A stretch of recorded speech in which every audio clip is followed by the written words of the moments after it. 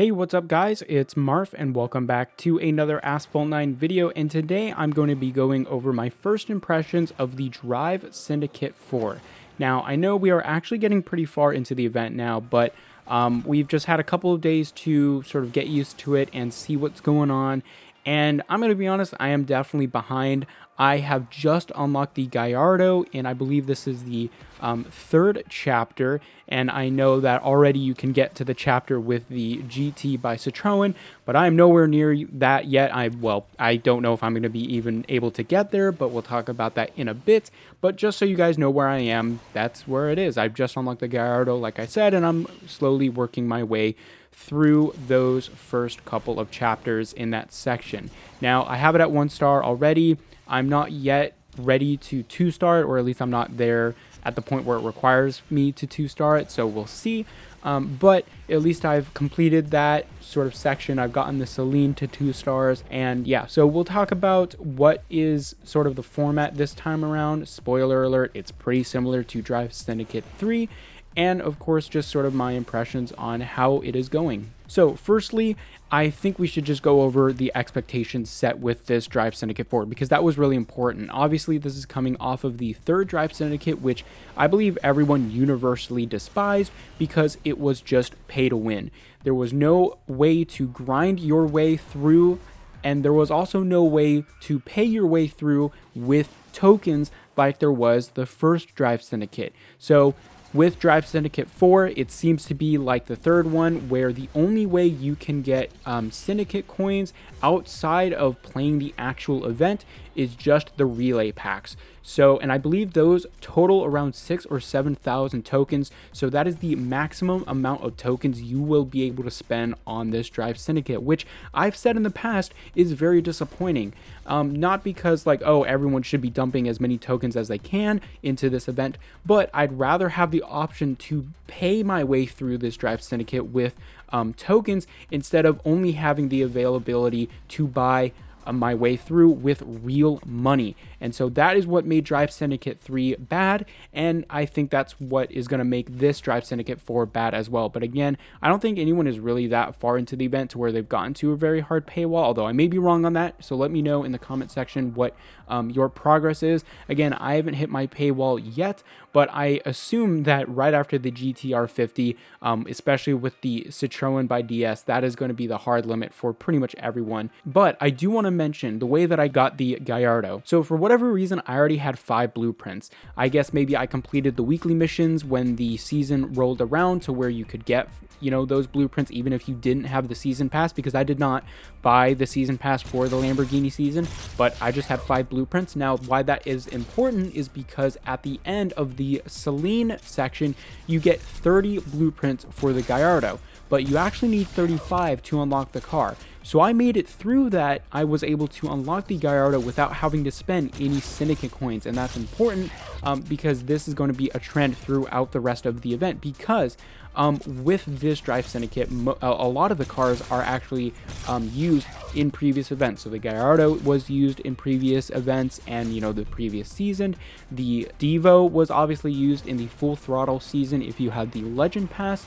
And the GT by Citroen was, well, that was in a previous Drive Syndicate. So if you have those cars, your chances of finishing this Drive Syndicate, or at least getting far, are much better than everyone else's. So that, I believe, is a very unfair advantage, because as far as I know, there really hasn't been a Drive Syndicate where if you already have cars unlocked, you have a significant advantage. Now, I believe some of them you had to have like the DSE 10s, but that is a very easy car to get, a very beginner car. I'm talking about cars like the Devo, where you're very unlikely to have those cars at the beginning. So it's very upsetting to see this, because some players will just have lucked out and unlocked those cars without knowing that they will be very useful in this Drive Syndicate. So I'm sure by now you know the tone of this video and my first impressions. I'm very disappointed with how it turned out. Now, that's not to say that I didn't expect it to go like this, because, you know, with Drive Syndicate 3, that's pretty much the way we expected to go. And the fact that GameOff just said it won't be as pay to win was definitely not enough to ease anyone's hopes in terms of how easy this Drive Syndicate would be. Now, there are some improvements One of them is that the races no longer require gas or fuel, so the only thing really stopping you from playing is the advertisement time as well as the hazard level, and that's a good change to see. Does it really change the way Drive Syndicate works? No, but if you are grinding, you will be able to grind faster, which is nice to see, especially if you just buy the relay packs and you want to go as far as possible. At least you can get it done quicker. The pain will be over faster, I guess. But besides that, there have only been a couple other little improvements here and there, but overall, it's really just Drive Syndicate 3, and yeah.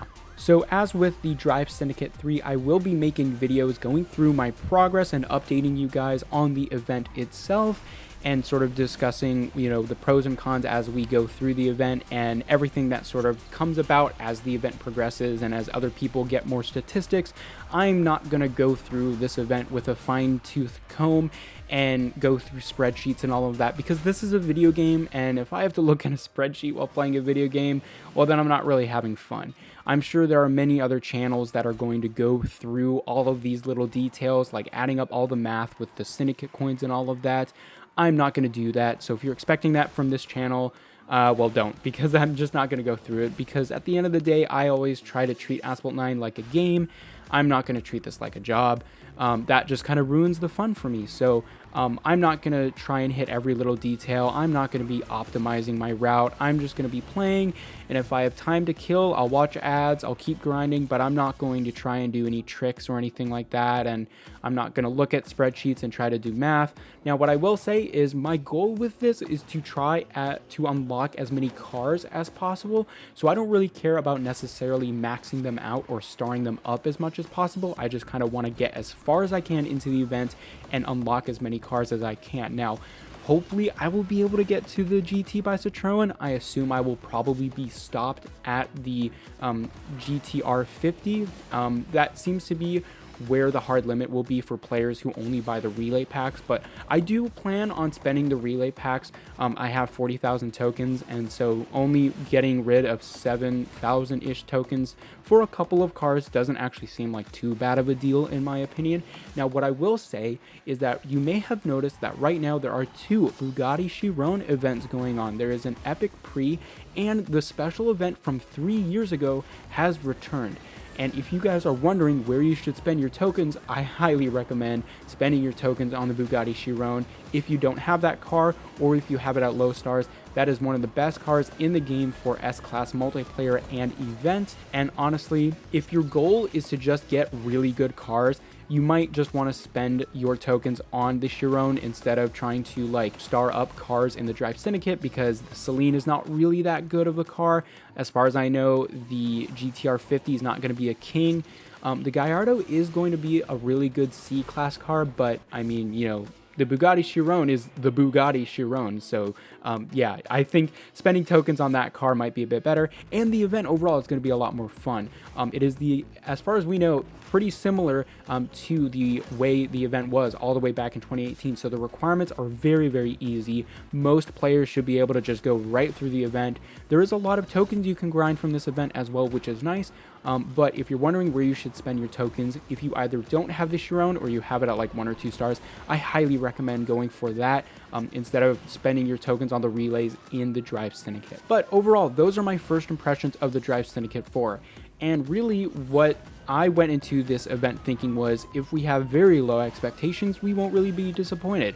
And while I'm disappointed in the most basic sense, I'm not surprised, and I'm not, you know, overly disappointed, because this is what I've expected. I knew we really probably weren't going to be able to pay for Syndicate coins using tokens like the previous Drive Syndicate, and I also knew that the cars will most likely be a bit ridiculous in their requirements. So that's kind of what we've gotten so far. But of course, let me know your thoughts on the Drive Syndicate in the comment section down below, and I will see you guys later.